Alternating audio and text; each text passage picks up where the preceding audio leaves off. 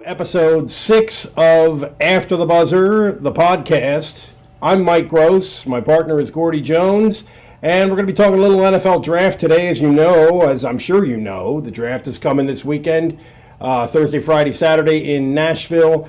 And it's always a big deal, and there's always controversies, and there's always sort of a local side to it, no matter where you are locally. So we're going to get to all of it. And we have a special guest to help us do that. He is Rick Stavig, former Lancaster Countyman, who's now in the middle of SEC country as a football analyst, general football analyst, draft analyst for the website Saturday Down South. Rick, how are you? I'm good, Mike. How are you? I'm great. Glad to have you with us. And you are one of the few draft guys who does not have Arizona Cardinals taking a quarterback, and Kyler Murray in particular, with the first overall pick. So let's start with that, because that's the kind of thing that can make you look like a genius if you turn out to be right. Yeah, I'm going to look either really good with this or really bad, so we'll see. But I don't think they're going to take Kyler Murray. They traded up last year, up to number 10 overall, to take Josh Rosen. They got a lot invested in him, and they really didn't give him much of a chance last year to succeed. He had arguably the worst offensive line in the NFL. They didn't have any ground game. They have a lot of injuries. So he had no possible chance for success. And if you looked at his draft profile from last year, he was a stud. You know, he came from UCLA, former 5-star quarterback. He was the prototypical quarterback. You know, big, tall, strong arm, athletic, could move, pinpoint accuracy. And the biggest knock against him was his personality, because he kind of rubbed people some people go the wrong way. I was a huge fan of his. I thought he was the number one quarterback prospect last year, even over Baker Mayfield. And I don't think that the Cardinals, I don't think you can take a quarterback in the top 10 2 years in a row and their general manager keeps his job. Well, here's the thing. I think a lot of people would agree with you, Rick, if not for the coaching change, right? Mm-hmm. Kingsbury. Sure. So a couple of things about that. Why does that not concern you? Why does that not decisive? Number one. And number two, this is something I really don't understand. Having watched Kingsbury's teams, college teams play, why is there the assumption that Kyler Murray is necessarily a great fit for that offense? Well, I think they think he's a good fit for that offense because Cliff Kingsbury's a very imaginative mind. He's a very smart guy, and they think that because of Kyler Murray's immense physical tool set, that he's going to be able to utilize him in similar ways that Andy Reid is using Patrick Mahomes. Although obviously Kyler Murray's a better overall athlete, but doesn't have the same kind of arm. But Kingsbury, I mean, think about this though. If you think that Kingsbury is going to be able to unlock Kyler Murray, and he is this quarterback genius, don't you think he's also going to be able to help out Josh Rosen? Oh, sure, yeah. But again, I think there's this thing about a fit, which I don't. Mm-hmm. I don't. People think that's a routine assumption. I don't remember like Patrick Mahomes running all over the place, which would seem to be Murray's feature asset, right? Like I don't remember Mahomes being sort of a college version of Russell Wilson. You know what I mean? Mm-hmm. Yeah. I mean, I'm kind of agreeing with you, I guess. Yeah, he didn't feature quarterbacks running the ball too often. He liked mobile quarterbacks and athletic quarterbacks that could step outside the pocket and make plays when they had to, but he did not want his offense to depend on the quarterback making plays with his feet. And I think there's the assumption that he will be able to take full advantage of both his passing and ability to run the ball. So who do you have Arizona taking then, Rick? If they do not take a quarterback, I think ultimately they want to trade down because they've got so many holes. They need to trade down. Ideally, I think they want the Oakland Raiders to package a couple first-round picks, all that draft capital they accumulated from the trades last year of Khalil Mack and Amari Cooper, and move down. But if they do stick at number one and they do not take a quarterback, best player in the draft is Quentin Williams, defensive tackle from Alabama. And a lot of people would think that maybe Nick Bosa, but I'm of the opinion that I think interior pass rushers are more valuable in today's game than edge rushers. Because you're closer to the quarterback. Quarterbacks are getting rid of the ball faster than the modern offenses, and you're making disruptive plays behind the line of scrimmage against the run and the pass. It's interesting because if you look at the great quarterbacks today, like Brady, for example, he clearly is more bothered by an inside rush than an outside rush, right? I would put Breeze in this. I would put Breeze in the same category, Exactly. for example. Yeah, there you go. Exactly. Like those two guys, edge rushers they aren't going to get to them. They don't. There's not enough time. They get rid of the ball so quickly. The edge rushers are harmless against them pretty much. Inside pass rushers, different story. Because they're so much closer to the plate, they're in the heart of it. If they get past that guard or center, they're in the quarterback's face in less than a second. So we got the number 1 pick, and then we have this weird Giants thing at number 6. And in between, most of the people who are analyzing the draft are talking about defensive players, defensive linemen in particular. Talk about that group, sort of how you rank them. Let's say 2 through 5. You mean who the Giants will take? No. Forget the Giants at number 6. 2 through 5. I think most people are saying the Giants is an interesting situation. Number 1 is an interesting situation, and 2 through 5 are going to be some of these great defensive players that seem to be the strength of this draft. So how do you sort of rank those guys? You know, Josh Allen, Bosa, etc. I think Quentin Williams number 1, Nick Bosa number 2. I'm of the opinion that Montez Sweat from Mississippi State is number 3. I think his athletic upside is it's freakish. You know, he's a guy that's 6'6", 260 pounds, runs a 4.4 140 and a 7-second 3-cone drill. He's an absolute freak. Yeah, he is a freak. He is a freak. He's not just your typical workout warrior either, because his stats back it up. I think he had 22 sacks over the last 2 seasons. You know, he puts up the numbers. He produces as well. He has my second. Also has my second favorite name in the draft. Who do you think has my first? Who do you think has my favorite name in the draft? Greedy Williams. That's a good one. No. It would be that Rock Ya Sin. Rock Ya Sin Temple. Of Temple. Of Temple Owl. I got you. Yeah, there you go. So, Rick, if the Raiders trade into 1, you have them taking Williams then? If the Raiders trade to 1, I think then they're going to take Kyler Murray, because Williams is apparently infatuated with Kyler Murray, and then they'd be able to trade Derek Carr. I don't know if they'd be able to get a first for him, but they should be able to get a second rounder for him, so they'd be able to recoup some of the lost capital that they'd give up to the Cardinals to move up to 1. That's interesting. It's interesting to me, too, that one of the mocks I saw had 11 defensive linemen, either tackles or ends, going in the first round. I mean, is this an unusually great draft for such players? Yes, this is a historically great class for defensive linemen. It's absolutely just insane, the caliber, the quantity, and the quality of the defensive linemen in this class. I mean, you've got literally two or three guys that are in the running for best player overall in the draft between Quentin Williams, Nick Bosa, and Josh Allen.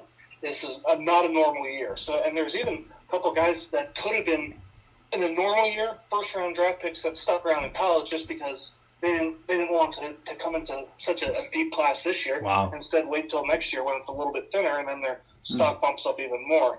So yeah, this is not a normal year by any stretch of the imagination for defensive linemen and edge rushers. In the context of that group, Rashawn Gary, what are your thoughts? Mm-hmm. What are your thoughts?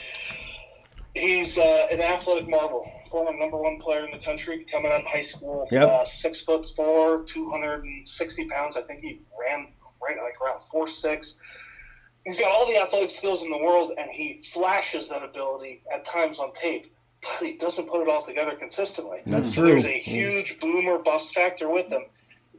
The ceiling is there, the potential is there, but there's definitely a risk that he's not ever going to be able to put it all together because he never did at college. He was usually the best player on the field. Number one ranked high school player in the entire country in his class. Penn State tried to get that dude. He's from New Jersey, and everyone tried to get that. Sure. So, but he's kind of a lightning rod in terms of the opinions on him. They vary quite a bit. Mm-hmm. Exactly. Speaking of the Nits, we have a couple of guys who are. I was just talking to my editor today about how we're going to cover the draft, and it's kind of hard because there might not be anybody the first day, and then they might all be the second. Well, you know what I'm saying. But Miles Sanders first is a guy that I guess because we all hear Kuiper and McShay, and they're pretty high on him.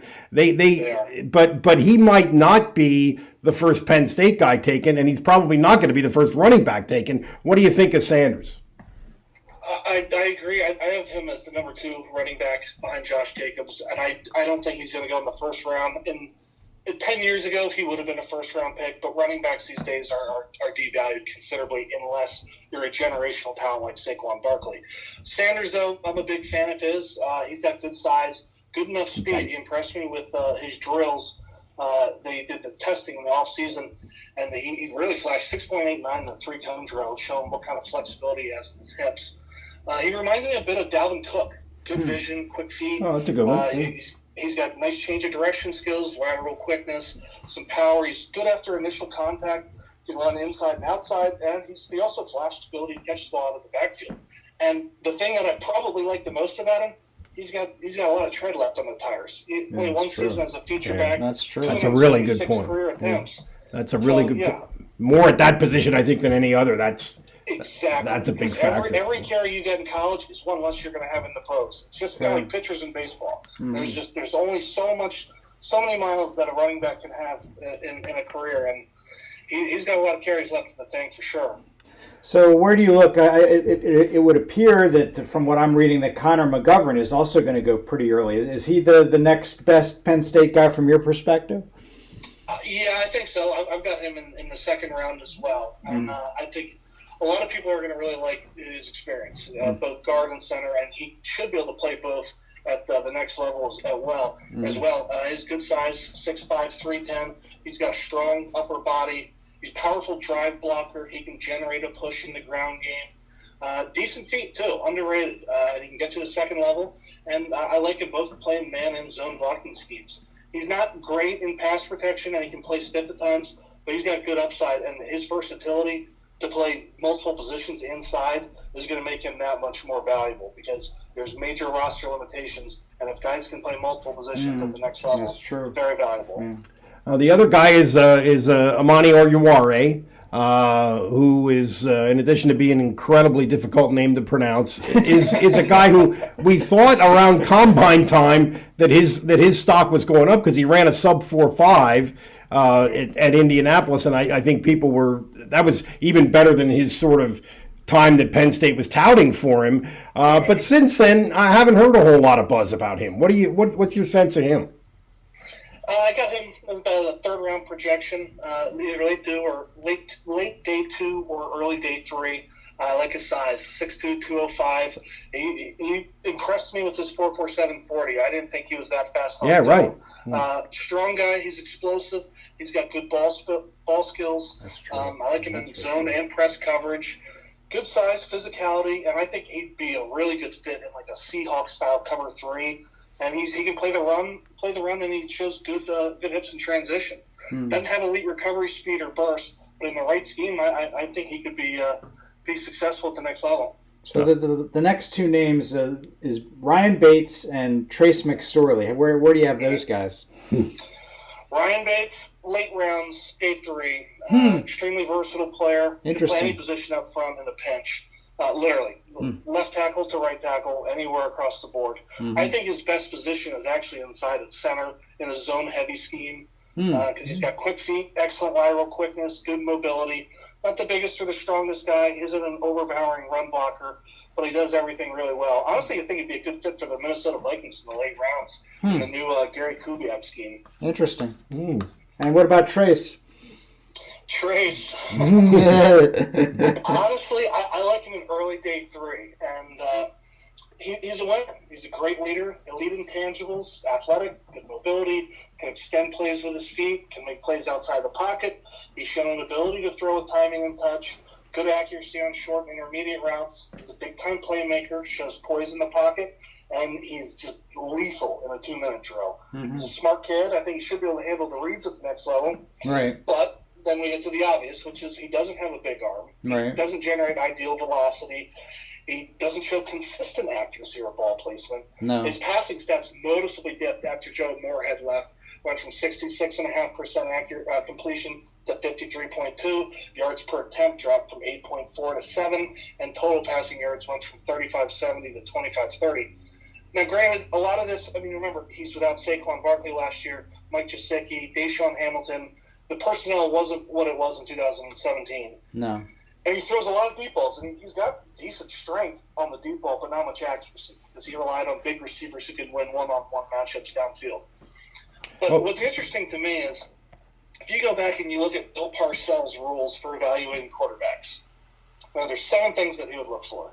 Is he a 3-year starter? Trace McSorley, yes. Was he a senior in college? Trace McSorley, yes. Did he graduate from college? Trace McSorley, yes. Did he start at least 30 games? McSorley started 40 consecutive, I think. Mm-hmm. Did he win at least 23 games? McSorley set a new record for Penn State by winning 31. Mm-hmm. Did he post at least a 2-to-1 touchdown interception ratio? McSorley was 77-25, more than 3-to-1. Right. And the last thing, did he complete at least 60% of his passes? McSorley 59.3%. So just about. But I think it's interesting.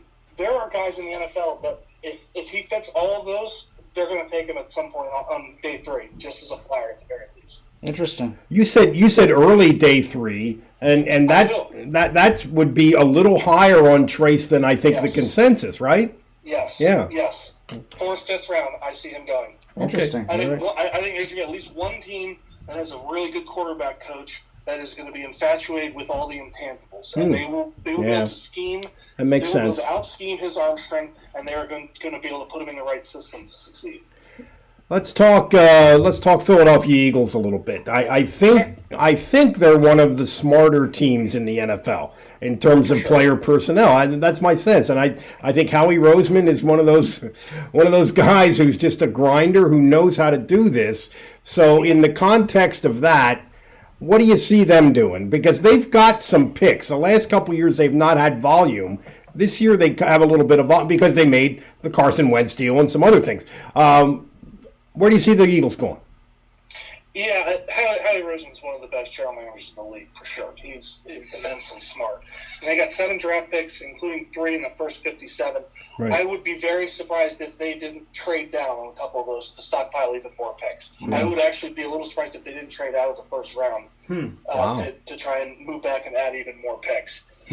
But I think some of their needs, linebacker is a big one for me. Jordan Hicks is gone, signed with Arizona in free agency.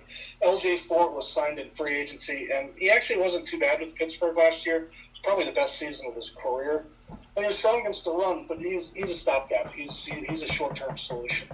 Nigel Bradham has continued to regress since really 2016. He's awful in coverage last year. And Kamu he's okay against the run, but he has limited developmental upside.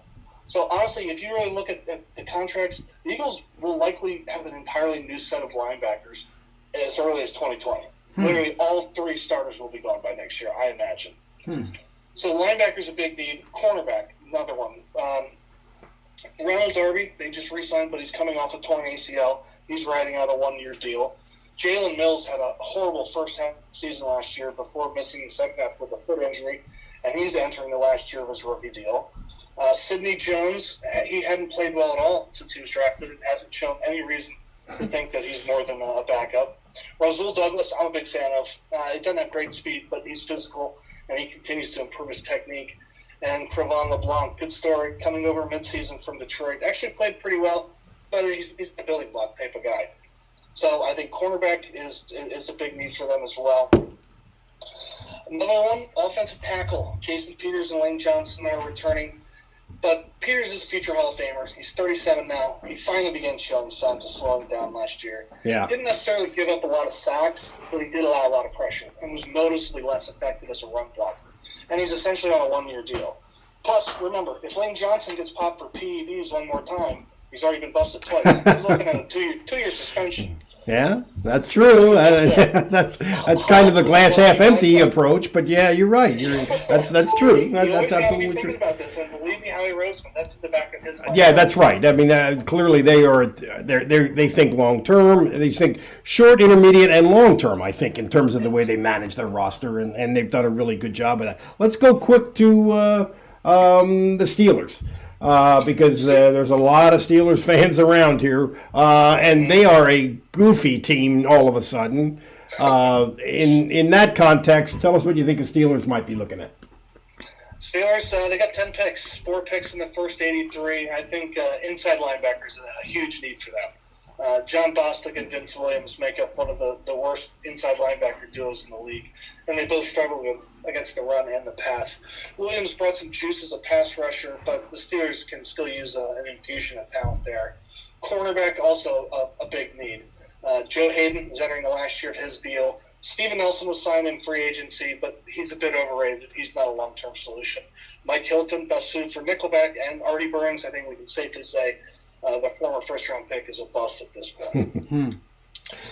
Other needs, edge rusher. TJ Watt's stud, but Bud Dupree is in the last year of his deal. And I wouldn't be surprised if they're looking for a clean break from him this year. He's only had 21 sacks in the last 4 years. Offensive tackle as well. Alejandro Villanueva, solid on the left side, but after they just traded Marcus Gilbert to Arizona. So is Matt Filer the answer? Former Bloomsburg Husky. That's right, Matt Filer. I forgot about him. LS, Lampeter Strasburg. He's our guy. Yeah. And Steelers are working on a new offensive line coach. So Mike Munchak is now at Denver.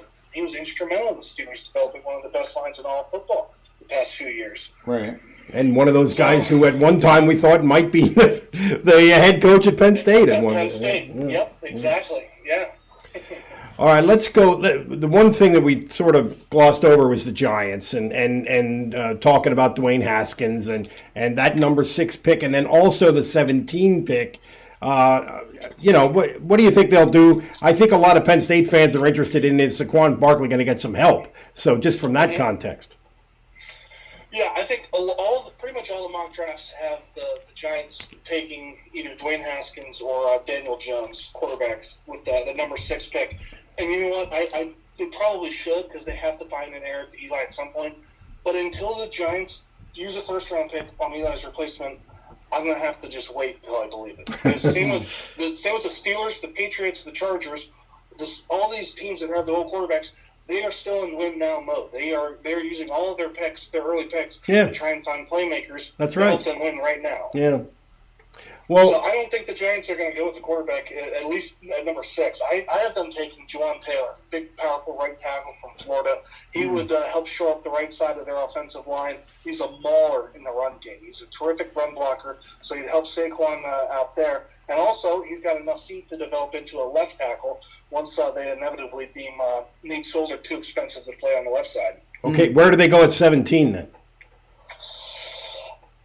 Put you on the spot. Pass rusher at that point. Oh, okay. I could see Cleveland Farrell from Clemson, or if Montez Sweat drops that far, based on skill and tape, Montez Sweat shouldn't drop that far. But at the combine, medical testing revealed an enlarged heart, so some teams took him off their board entirely. So there's a chance he does slip down to 16.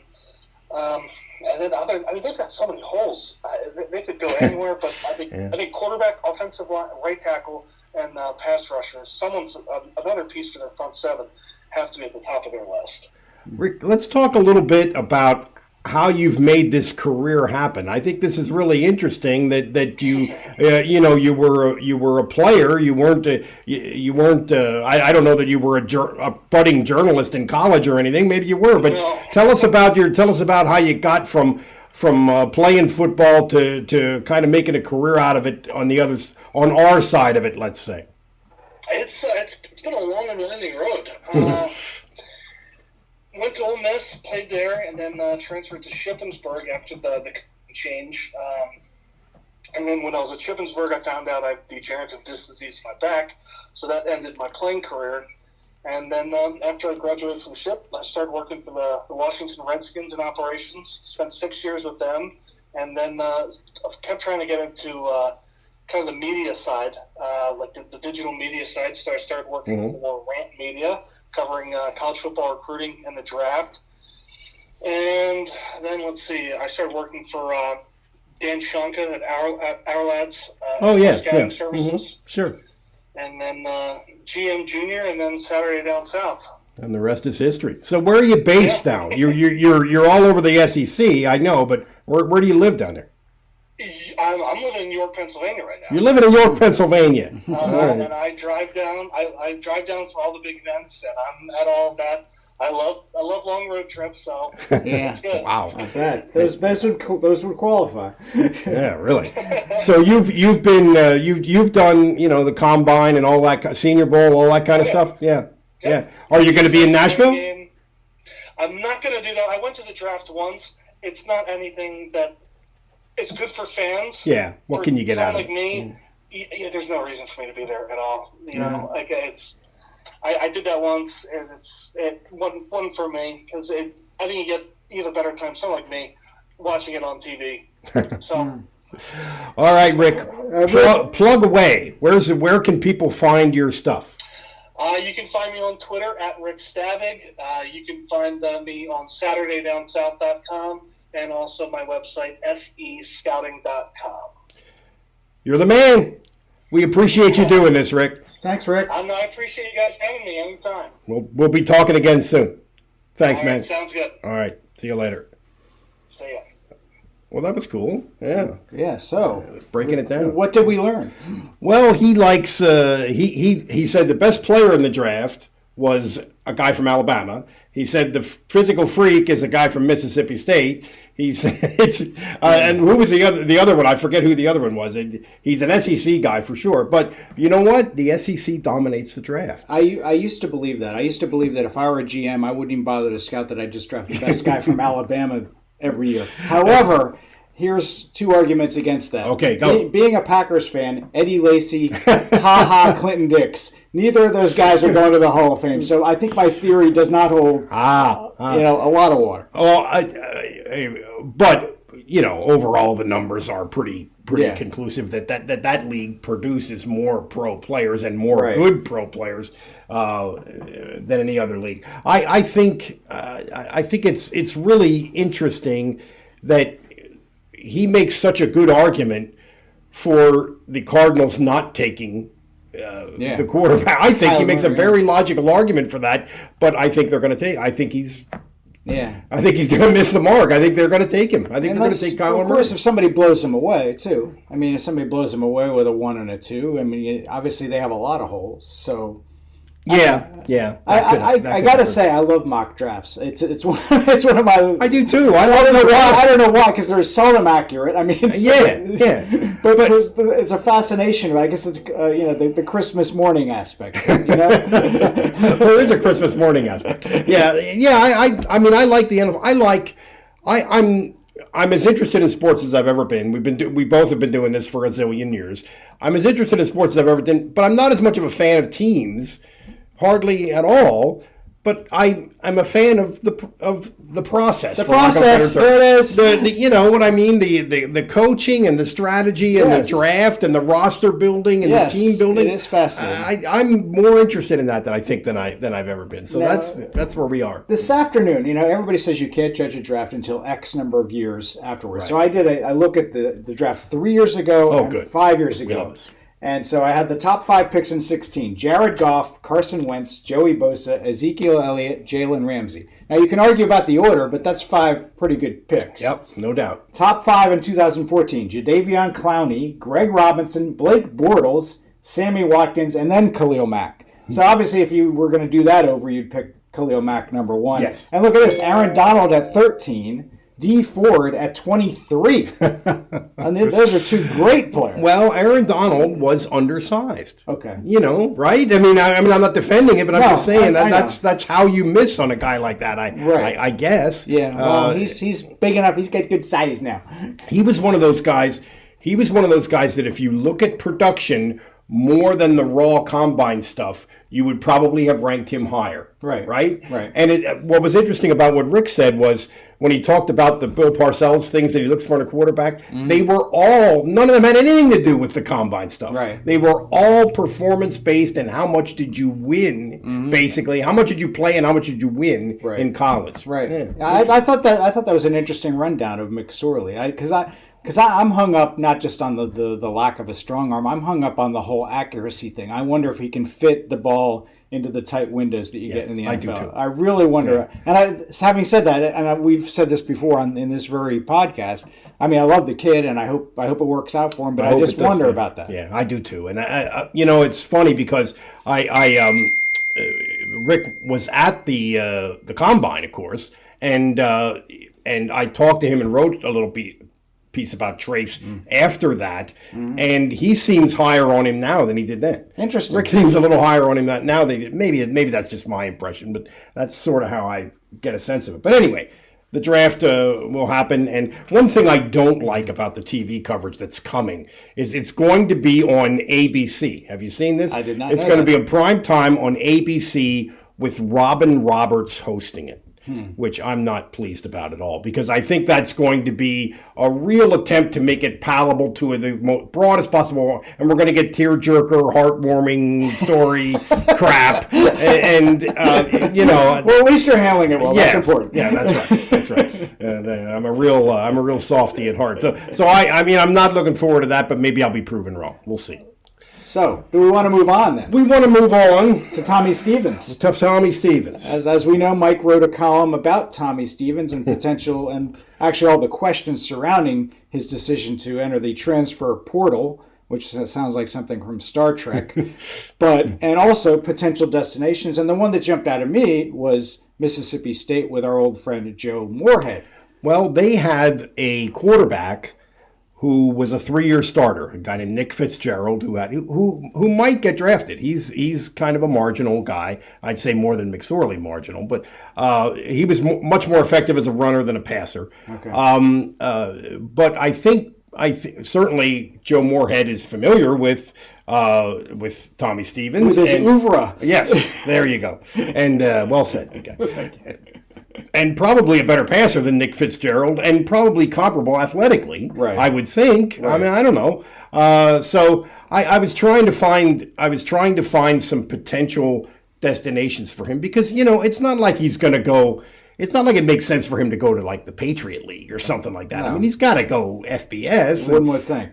So I was trying to look for some situations that, and interesting, the other one is Louisville, which is the coach from Appalachian State, just got that job. And he has sort of openly said, I'm in the free agent market for a quarterback. Well, then that's and I guess the other one that jumped out to me too was Indiana, where he actually originally committed, but then flipped when Brandon Wimbush flipped from Penn State to Notre Dame, and the dominoes tumbled, and there Tommy was. So, but obviously, there's a lot that's left unsaid in this whole thing about what happened.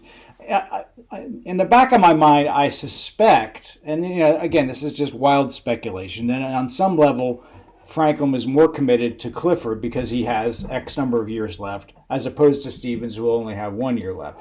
And that's in the back of his mind. Well, at least I'll have Tommy as a backup.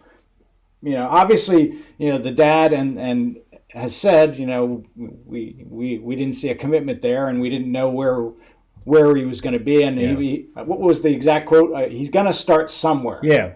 So and he's a 5th-year senior, so this is his last chance. He has never started a college game at quarterback. Yeah. Never. And so he really has not had an opportunity. And when he has played quarterback, for the most part, he's played really well. I mean, he hasn't made a lot of. The Michigan game last year was a mess, but he got thrown into what was almost sort of ongoing garbage time almost situation there. Correct. That was a tough spot, but But so it'll be interesting to see what happens. I mean, I'll be curious to see how it works for him, because he's coming in so late. So wherever he goes, he's got to walk into a locker room, win the locker room, learn the system. Everything, the learning curve is so accelerated. I mean, I just wonder how well he can do, which is why the Moorhead thing maybe makes a lot of sense, because he knows Joe Moorhead's system. So, you know who did that? Russell Wilson.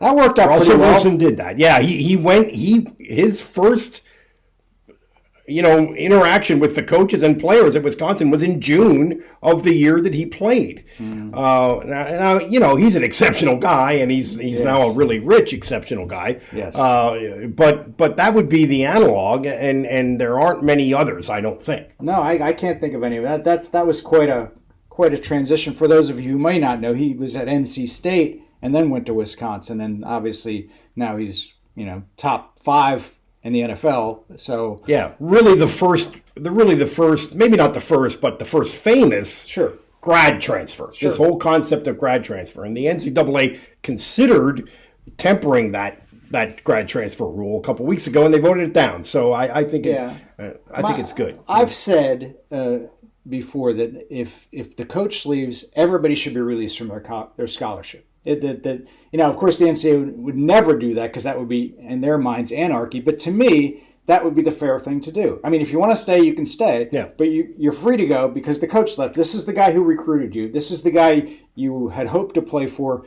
You're free to go, and you should be able to. When I'm king of the NCAA, you're allowed to play anywhere. Just a matter of time. Only a matter of time.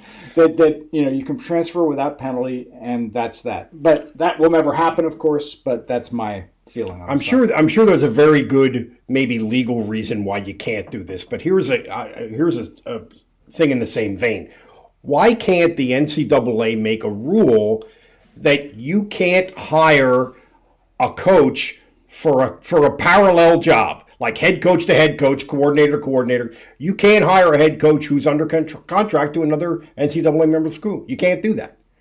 So his contract runs out, then he's a free agent. That makes sense. Why can't they do that? They probably don't want to do it. No, apparently not. Yeah, it's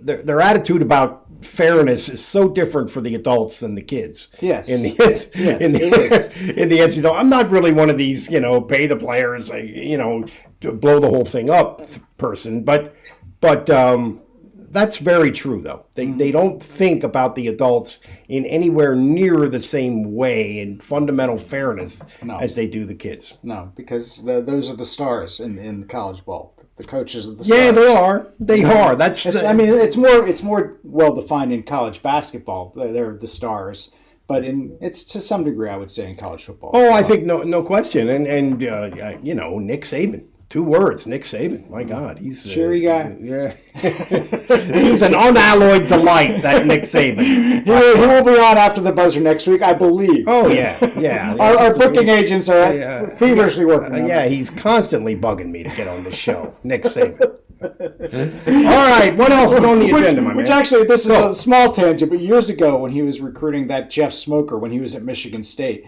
I actually got him on the phone, and he called me buddy and all that stuff. Funny how that works. When he was like Mr. Personality. And he also did the Man on Touchdown Club banquet then, at that time. Rush with greatness. Yeah, there it is. Yeah, there you go. Should we move on to the Sixers? We should move on to the Sixers.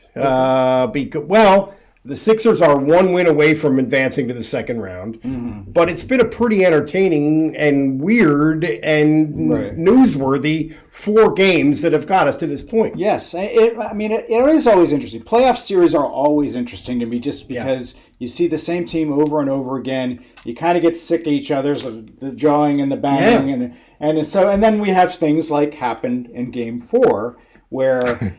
In real time, it looked like Joel Embiid was guilty of a flagrant foul on Jared Allen. But if when you look at it a second time, he actually got the ball.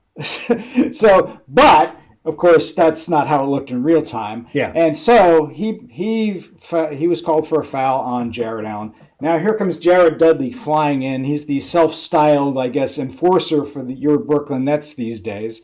So he comes and he pushes Embiid. Embiid, much to his credit, just raises his arms and retreats because he knows that if it's him and Jared Dudley getting thrown out, he knows that ain't the greatest trade for his team. He was right on the money. He said that himself later. I know. But it was almost as bad as it turned out because then Jimmy Butler got thrown out, and again, advantage Brooklyn. So we've had fines handed down to Butler and Dudley. There was also a fine handed out to Sean Marks, the general manager of Brooklyn, because he went in the officials' locker room after the game, and apparently his bone of contention was the flagrant fouls that weren't called on Well, actually, he wanted flagrant foul 2 for the Embiid play there, and also for the Embiid play on Jared Allen in Game 2. I agree more with the latter than the former. Yeah, that was a bad elbow. That was a pretty bad. And then as we've discussed before, then for him and Simmons to laugh about it is just an incredibly bad look. So we talk about playoff series where teams grow to unlike each other. I could see how if you're playing the Sixers, they'd be pretty unlikable. Yeah, I can see how you could grow to unlike them. Yeah, I mean they've not actually endeared themselves with really even the last 2 years. I mean, I look back at it last year.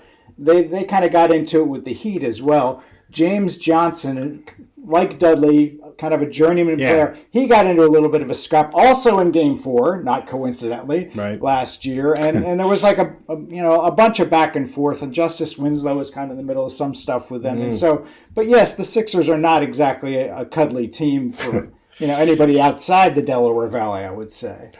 But now let's talk about what has happened what has happened in this series that makes you think that they do or do not have a chance to make a real deep run. Well, do not the fact that they're playing Toronto next. I think Toronto's really good. And Kawhi Leonard is just top 5 players at the least. And then they made a really smart trade in midseason. They got Marc Gasol expressly for the purpose, I'm sure, of playing against Embiid. So they're a really good team, a really deep team. Pascal Siakam has kind of made that leap from good player to a really good player. He's really coming. Yeah. So that's a lot to deal with. On the other hand, the Sixers, they're not the team they were last year in the playoffs. I mean, the Tobias Harris, who I think has played really well the last 3 games against, actually last 2.5, I suppose. Yeah. This is a little tangent, but he played poorly in the first game. He played poorly in the first half of the second game, and then he made a couple free throws right at the beginning of the second half. I remember that of Game 2, and that kind of you could see his body language. It's that old thing about seeing the ball go in the basket. God. Yeah, that was as an extreme example of it as I've ever seen. I think. Yeah, because I know he's a good player, but I looking at him, I'm like, well, what is this? Is this moment too big for him? Is he really struggling with it? And he's always been a very efficient player, a good guy with good shooting numbers. Right. But the last 6 weeks or so, he really has not been. Yeah. But the last 2 games, he's been back to what we thought he was. And rebounding the hell out of the ball. Playing really well. And so you have him and you have Butler, and they replace Saric and Robert Covington. And as much as I love both those guys, they're 2 different players. They can create off the dribble. They're bigger wings. So I think they have a chance. I still think Toronto beats him, which means but I think it's probably a 6-game series. That's my guess. I've been thinking about Kawhi Leonard. I want to throw something at you about him. If we talk about guys who are really forwards, so I'm kind of putting LeBron and maybe Larry Bird aside, because they kind of play their own position that they created. Sure. But guys who, like, in terms of body type and in terms of position, are like bigger than Jordan and not as big as, say, Tim Duncan. That group, so, James Worthy, Dr. J, Bernard King, Dominique Wilkins, et cetera, et cetera. Where does Kawhi Leonard rank in that group now? I think he's pretty near the top. I mean, as much as I love Julius, he's probably better than Julius because he can shoot and he's a better defender. And I love Julius. Yeah, me too. That's exactly the guy that I was thinking of. I think I would put him ahead of Dr. J right now. Certainly better defensively. Yes. And probably more skilled. Yeah. And even if Dr. J is just off the charts athletically, which he was, this guy's not far behind him. It's not like he's any slouch athletically. And he can shoot. Whereas Julius wasn't, if he were playing today, he's not shooting threes. No, right.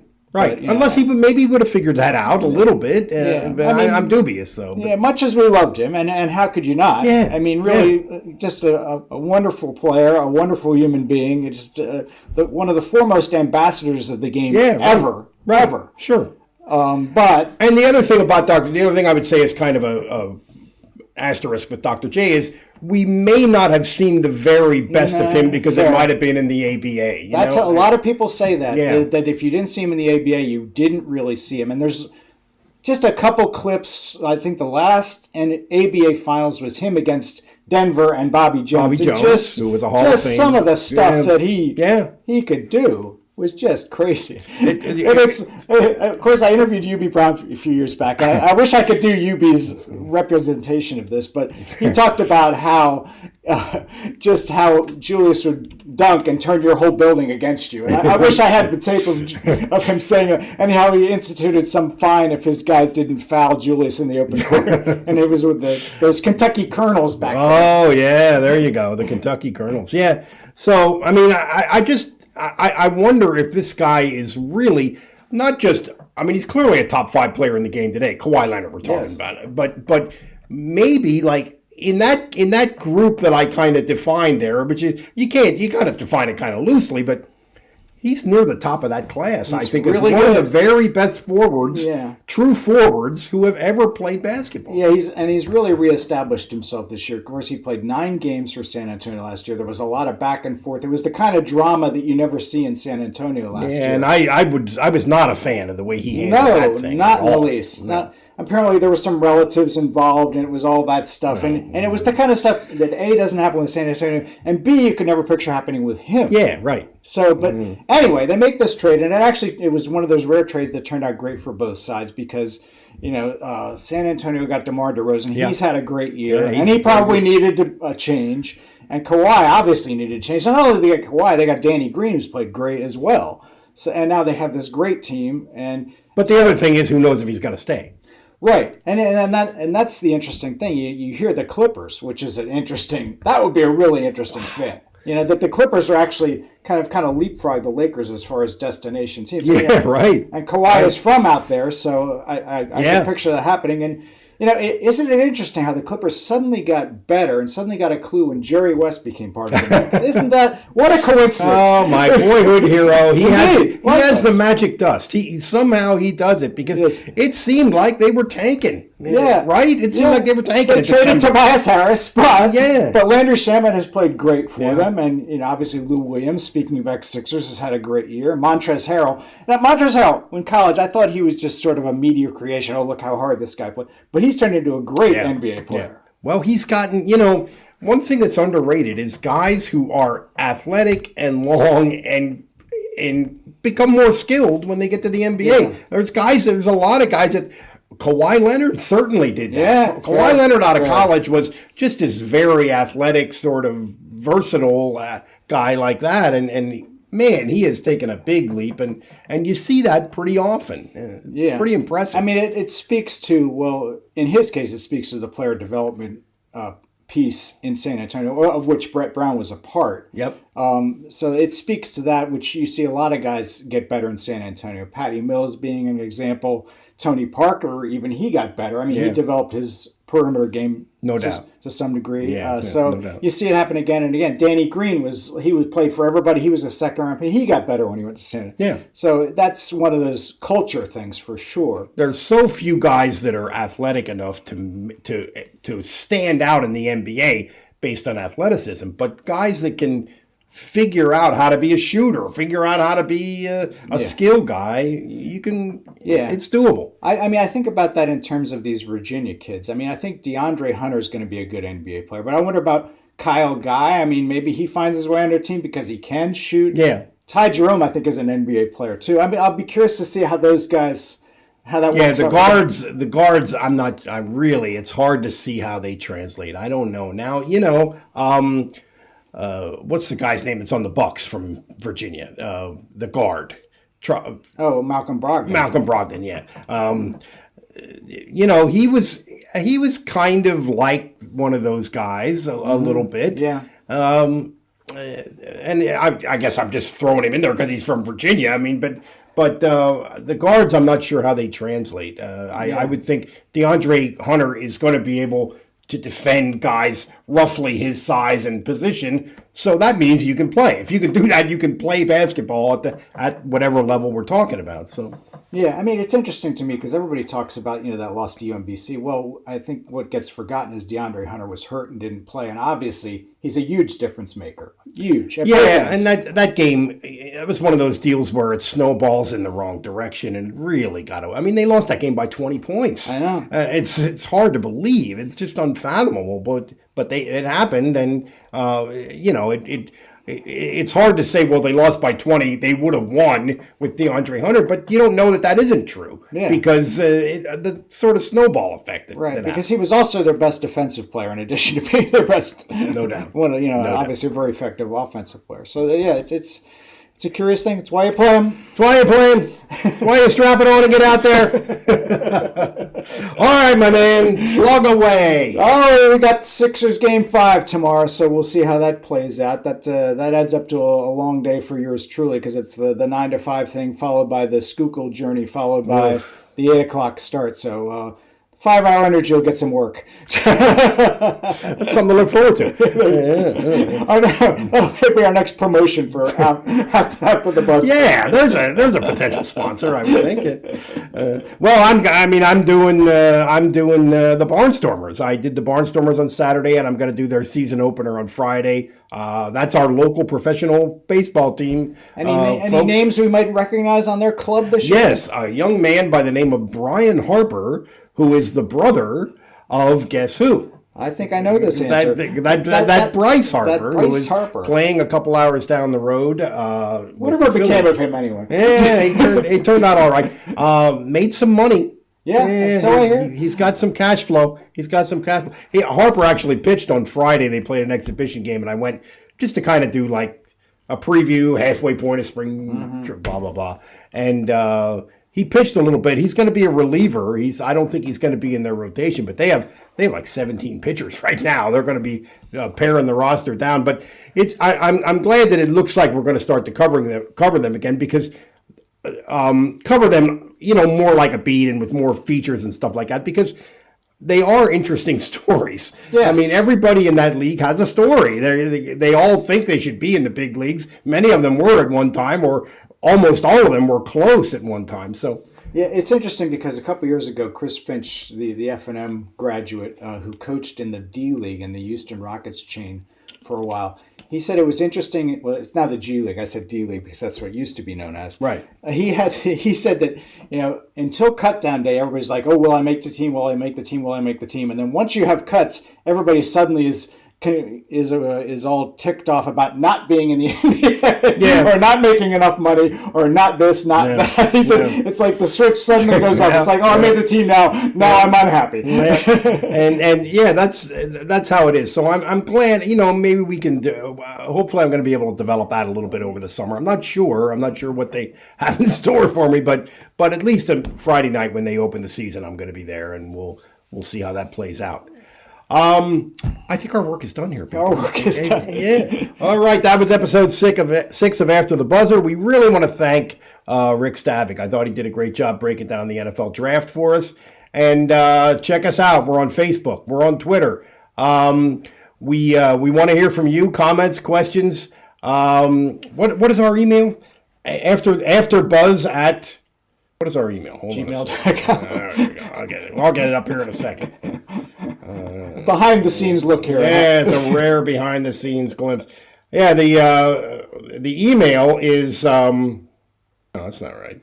All right. Well, okay. Twitter is at BuzzerAfter. Yes. And the Gmail, here's Gmail, afterbuzzer@gmail.com. So yes, check us out. Obviously, it's a work in progress, but I think we're progressing. Yes. We're continuing to bring hopefully better stuff to you, the home listener. Gordie, Mike, we're out. Thanks for listening.